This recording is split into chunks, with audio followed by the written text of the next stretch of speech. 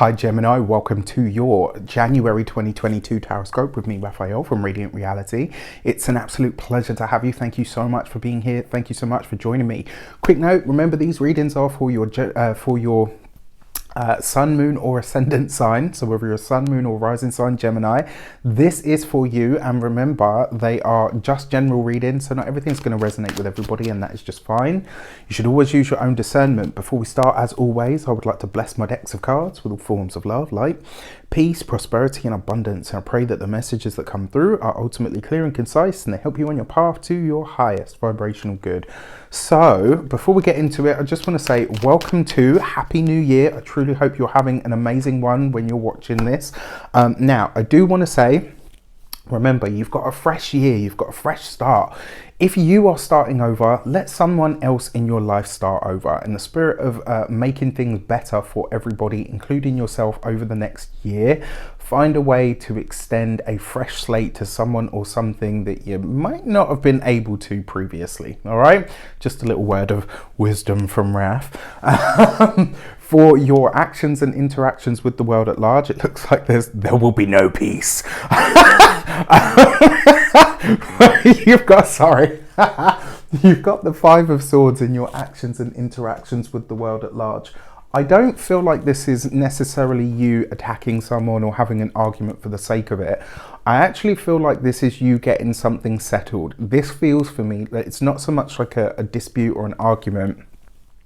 There's a lot of back and forth here, right? So it looks like you're having some really maybe not serious, well, yeah, they are going to be serious conversations. It looks like you're having a lot of serious conversations, or you're having a lot of conversation around one matter that is quite serious or, you know, quite important to you. And I think that in a lot of ways, this is you being really, really clear on where you stand on something. And also this could see you really, you know, having to not battle it out, because it doesn't feel like a fight or an argument, but it does feel like you're trying to really clear something up or really mop something up. It's like, this is how I feel about it, this is how you feel about it. What can we do about this middle ground to find a way to get back to this? There's a really strong sense that you are, not that you don't always, but there's a really strong sense that you're speaking something very, very honestly, very openly, right? And you know, fair play to you, good for you, stick to your guns. For your money and materials, you've got the Four of Swords. Okay, so it's not a great month for money. Remember, the Four of Swords is slowness, stillness and stasis. You've got this next to the Five of Swords, and you've got it. So one of the challenges that might come up is maybe one of the conversations, or maybe the conversation that you're having this month is around finances. It's around money. This does feel for me like there's something that you're choosing not to budge on.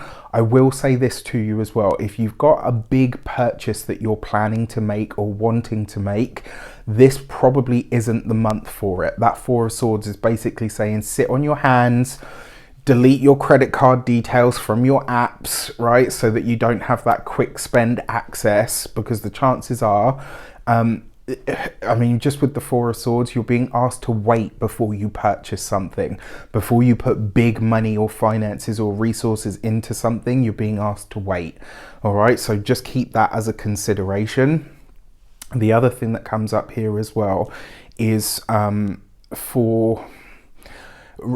the 15th of January, Mercury, your ruler, is going to go retrograde in the sign of Aquarius, where he does pretty good work. Mercury in Aquarius is actually a really nice placement, but it's retrograding out of the sign of Aquarius and back into the sign of Capricorn. So the Mercury retrograde will end on the 3rd of February. So just keep that in mind. And remember that Mercury, your planet, rules money, transactions, finances. If you're waiting on money or waiting on a payment of some sort and it's delayed, just know that it will come, but it is going to be a delay. And it might be as well, maybe this is one of the things that you're having to battle out or dispute. When it comes to your communications and conversations, you have the Queen of Wands. So the Queen of Wands has come up a couple of times in this position. This card for me, always represents the need to establish or set boundaries or rules, right?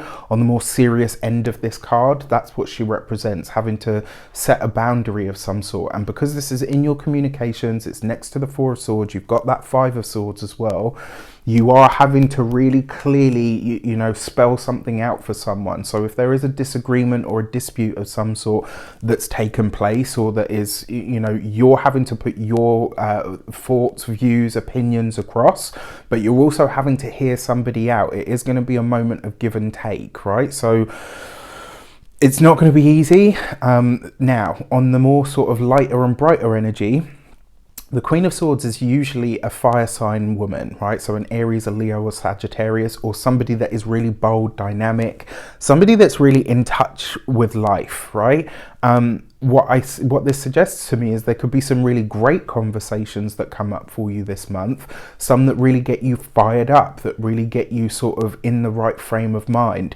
It just suggests that whatever conversations you're having this month, it's not the time to move on them, right? This is time to have the conversations, puzzle things out, maybe, you know, hash things out if you need to as well, very possible. And once you've done that, let it sit, right? It's the same, like, you know, when you go for a tattoo, once you had the tattoo, you have to you've got to let it do its thing. You can't, you know, constantly poke at it and prod at it, you know, even when the scab starts to form, like, you can't pick at it. You just have to leave it to run its course. Once you've had some of these conversations, once you've laid down certain, you know, ideas or heard certain things, let it settle, all right? That's going to be the best way that you can move forward. For your heart and half, you've got the Justice card. So for those of you that are partnered, married, or in long-term commitments, one of the things that I will definitely say to you is, for a select few of you, it does look like the commitment is now needing to change or evolve. You're having to bring more, maybe more fun, more enjoyment into the relationship. Maybe, you know, and it's hard as well because obviously we've had lockdowns and stuff. But maybe this month you're kind of saying, you know, something about the relationship needs to change. Something about the relationship needs to evolve. Something about it needs to, maybe for some of you, you know, maybe you've been in a boyfriend, girlfriend situation, you know, and it's like, I want that next step. I want to get married. And if you're not interested in that, you need to let me know now, right? There's this sense that some of you, Gemini, Sun, Moon, or Ascendant, are a little bit restless, and it's like, you know what, unless the relationship goes to another level or something about it changes, I'm not sure how committed I'm going to be able to be. When it comes to those of you that are single and maybe looking to mingle, this comes up next to the Queen of Wands. That's a lot of fun. There's a lot of flirty banter. I mean, you guys are good for banter anyway. Good for bants. All right. I love Gemini bants, I'm not going to lie. There could be a lot of that. There could be a lot of, you know, a lot of maybe even like sexting and all of that kind of stuff going on. There's definitely an energy of relationship enhancing sort of quality. I'm just not sure that it materializes into anything just yet. At the moment, it could just be like a back and forth of words, but you know, that can be just as fun. We'll see. We'll see what it develops into. All right. And then for a select few of you, this could be a month where you are getting engaged, but that would be, you know, you would know if I'm talking to you. All right. So for your first week of the month, you've got the Faith card, which is actually the Hierophant card, which is also number 5. So you've got 2 5s here. 2 5s represents, it represents a vigil, right? So this is very interesting. If there is a reconnection, a realignment with, you know, with a friend, a colleague, with a sibling, with somebody that you've had a falling out with, take this first week to really ask yourself, if I'm going to go back to this connection or this relationship, what is it going to take? I'm not talking about paying lip service. I'm not talking about kind of, you know, like, oh, well, you know, I can swallow my pride and apologize. It's not about that.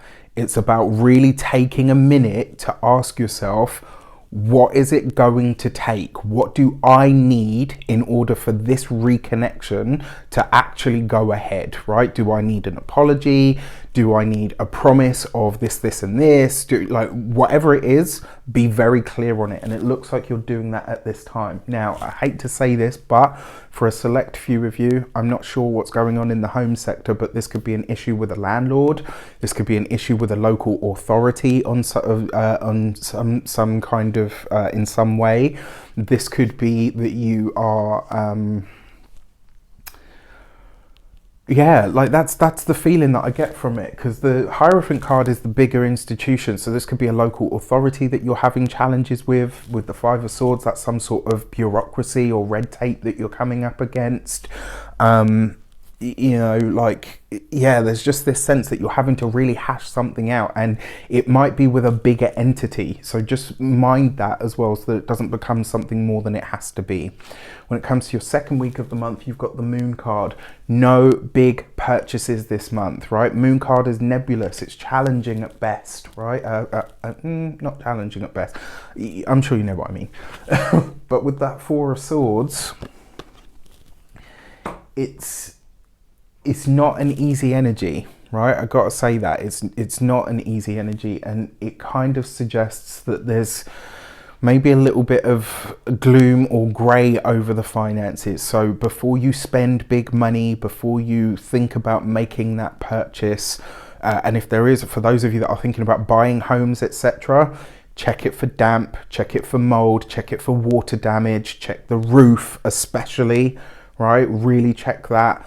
And you know, just window fixtures as well, all of that kind of stuff. I don't know why, but there's something here. It's like if you're purchasing a home, water damage challenges or issues are likely to be a part of this. So, you know, with a fine tooth comb. For your third week of the month, you've got the Judgment card. So this Queen of Wands may very well be either a Sagittarius, very possible. What I like about the Judgment card is this suggests that you are reconnecting with this Queen of Wands. So this is somebody that you know. Now, she doesn't have to be a fire sign. She could be any sign, but this would be somebody that is very bold, very forthright. What you see is what you get. Somebody that's possibly very spiritual as well. I would say that for some of you in this third week of the month, it looks like you could be checking in with a spiritual advisor of some sort. You know, doesn't have to be a tarot reader, doesn't have to be me. An astrologer, a tarot reader, a psychic, a mystic, a medium, somebody that has, you know, those sort of what I like to call other gifts. So yeah, this could be a powerful time for that. It could also be where an offer or an opportunity comes back to you. But again, it's going to really take some hashing out. I don't know why, but there's a few things that are going to need to be cleared up for you guys this month. When it comes to your fourth week of the month, you've got the Tower card. So for a select few of you, if you know there are challenges and issues in your relationship, address them this month, because otherwise this could be, you know, that's Mars in this deck, but it's Mars/Uranus energy. So it has the potential to, you know, to break things or to split things. So just be careful with that. You've got this Tower card right next to the Judgment card. This is a blast from the past that you don't see coming, right? This is going to be one of those moments where someone or something shows up and you're like, well, holy, I did not expect to see you, all right? Third, fourth week of the month, like, so second half of the month. When it comes to those of you that are single, I mean, for some of you, this could be a surprise engagement. For some of you, this could be like, you know, maybe you and your partner have been together for ages. You've talked about it tons of times and they're like, no, I'm not interested in marriage or da-da-da-da. And then bam, all of a sudden here, we get to the end of the month and they're like, well, you know, here's a rock. We doing this thing or what? That would be my style. I jest. When I did it, I went all out. On the Eiffel Tower, no doubt, no less, should I say. So, you know, if I ever do it again, I expect to be proposed to. For your new moon message, you have the Gate 64 and confusion. So this new moon happens in this first week, right? There is something here that you are either not aware of, and that's why 2 5s represents a vigil, right? And that's why I said to you, really take the time to figure out what it's going to take and what you're actually dealing with. This is a time where ultimate clarity is going to be required, right? So before you make any decisions, before you move ahead with anything, before you even share what your plans are, really take a minute to get clear on it. And then your full moon message is the gate 21 and control. What this actually speaks to is the energy of being able to relinquish control. That's why the owl is there, because the owl is all about wisdom. And this card reminds us that sometimes the wisest thing we can do is let things play out the way that they're going to, or the way that they need to. It's interesting as well, because this owl card falls right underneath the judgment card. You're going to have to let something around this full moon, let it play out, right? Just let it be what it's going to be. Once it's happened, once the event has taken place, then you can do the damage control if you need to. All right. With that said, I wish you an abundance of all of that good stuff. Have a fantastic January. It looks like it's going to be interesting for sure. Let me know in the comments how it shapes up for you. Happy New Year and take care, and I will see you soon.